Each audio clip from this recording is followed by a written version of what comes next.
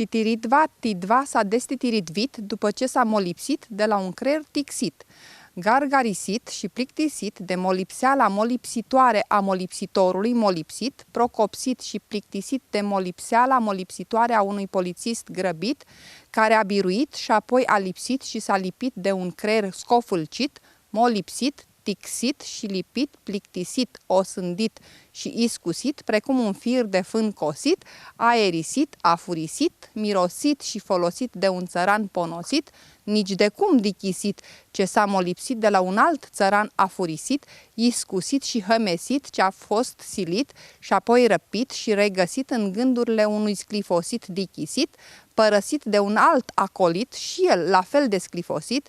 ce a istorisit că ar dori un fir de fân cosit, aerisit, afurisit, mirosit, refolosit și garnisit, cu nisip îndosit, categorisit și folosit pentru un alt exercițiu de dicție.